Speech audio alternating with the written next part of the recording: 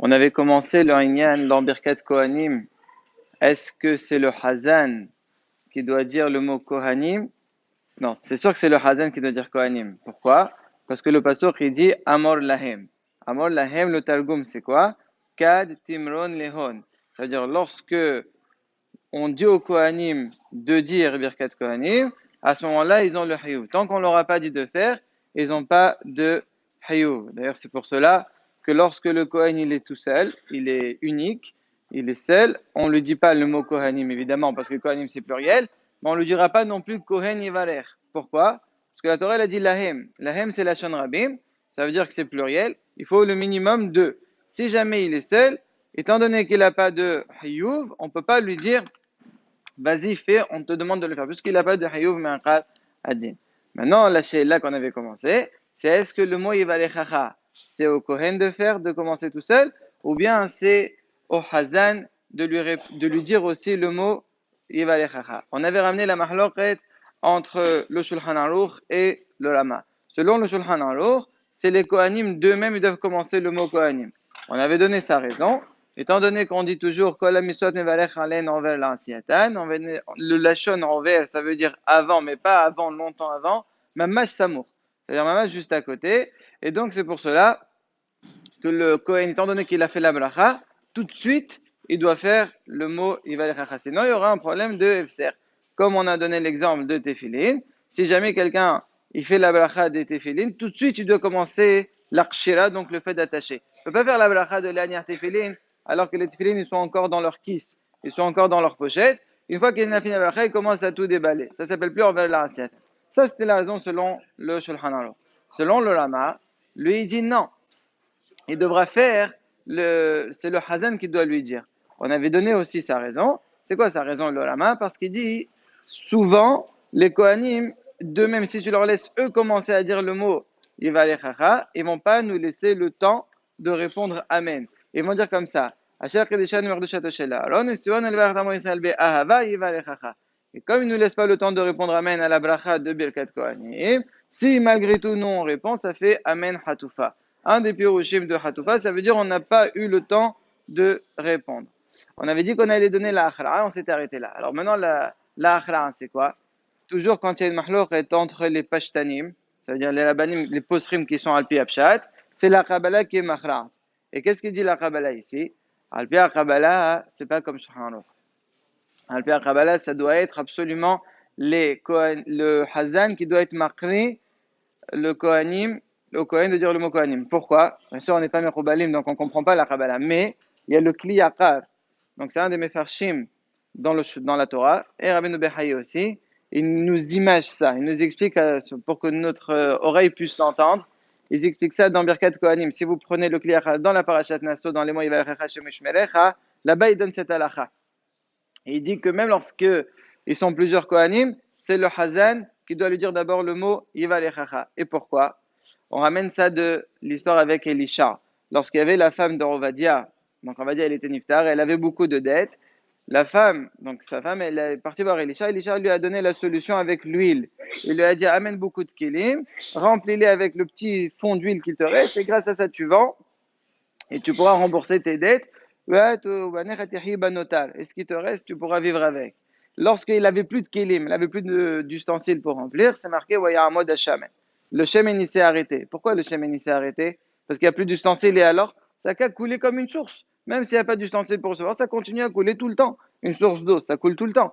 Et lama, c'est que pour recevoir la bracha, il faut un kliriboul. Pour qu'on puisse recevoir la bénédiction, il faut que nous, il y a un récipient pour recevoir. Ça, c'est ce qu'on voit dans l'histoire de Elisha. La même chose pour les Kohanim. Pour que les Kohanim ils puissent transférer la bracha de Hakadosh Baruch Hu vers leur Israël, il faut que eux-mêmes ils soient un kliriboul. Il faut qu'eux-mêmes ils soient un récipient pour recevoir la bracha. Et pour qu'ils soient un récipient, il faut quoi? Il faut que eux-mêmes ils soient mevorachim. Eux-mêmes ils soient bénis pour qu'ils puissent bénir les autres. Donc si nous, on leur dit pas d'abord le mot Yivalechacha, direct ils commencent à bénir, mais qui t'a dit que tu es un kliriboul déjà?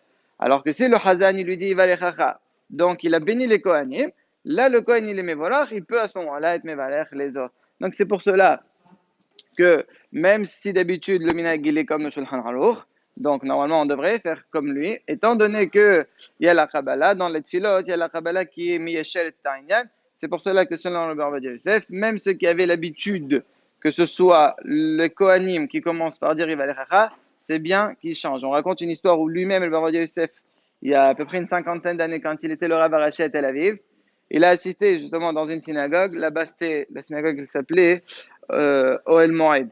Voilà. Là-bas, il a vu que c'était les Kohanim qui commençaient à dire Ivalechacha. Il a voulu les faire changer, mais ils ne vont pas l'écouter.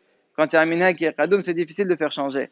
Alors qu'est-ce qu'il a fait? Il a attendu Parashat Naso, où là-bas on lit Birkat Kohanim dans la paracha. C'est là-bas où il y a Ivalechacha Shem Ishmerecha. Et il a commencé à leur raconter tout ce qu'on gagne. C'est quoi Birkat Kohanim, Ivalechacha Shem Bamamon, Ishmerecha Min Amaznichin, etc. Beaucoup de Divrei Agada. Et une fois que les gens ils étaient émerveillés par cette dracha-là, il a rentré le Ryan de la il dit vous voulez que la bracha fonctionne dès le début, alors il faut que même Ivalechacha, ce soit le Hazan qui commence à leur dire. Et grâce à ça, il les a fait changer. Même le Ben Ishra, il raconte, il dit que lui-même, il est très content qu'il a réussi à faire changer le minhag à Bagdad, puisque on dirait qu'il faisait comme Aran au début. Donc, il a réussi à les faire changer. Maintenant, c'est quoi le din pour nous les dire bien? Alors nous, on va pas changer, parce que c'est comme ça que c'est marqué dans Berit Kona, mais lui, il dit, lui, il est possède comme le Ler Ketiocher. Le Ler Ketiocher, lui, il fait une différence. S'il y a deux Kohen ou un Kohen. S'il y a un seul Kohen, là, d'accord, le Hazan, c'est lui qui lui dira, il va aller chacha. Mais s'il y a au minimum deux ou plus, à ce moment-là, ce sera comme le Shulchan Aruch, c'est-à-dire que c'est eux d'eux-mêmes qui commenceront Yival et c'est quoi la svara? Quelle est la différence entre un ou deux? La svara, elle est comme ça. Lorsque il est seul le Kohen, étant donné qu'on a dit au début de la lacha qu'on ne lui dit pas Yival parce qu'il n'y a pas Amor Lahem, alors il va commencer la Birkat Kohanim de lui-même. Quand est-ce que le Hazan il commence à lui dire vas-y fais Birkat Kohanim? Justement en lui disant le mot Yival. Par contre, lorsque ils sont au minimum de Kohanim, donc là de toute façon, on lui a dit Kohanim, on leur a dit Kohanim pour qu'ils puissent commencer. Donc à ce moment-là, ils pourront faire commencer Birkat Kohanim de même. Dernier point, c'est bien que le Makri, ça veut dire celui, le Hazan, qui dit aux Kohanim de faire Birkat Kohanim, lorsqu'il leur dicte chaque mot, c'est bien que ce soit un Makri qui soit Israël et pas un Kohen. Pourquoi? Parce que c'est pas logique. Tu leur dis de dire Ivalechara alors que c'était toi-même qui étais censé faire Birkat Kohanim. Donc tu peux pas être marqué au Kohanim. C'est pour ça que c'est bien que le Hazan, il soit un Israël.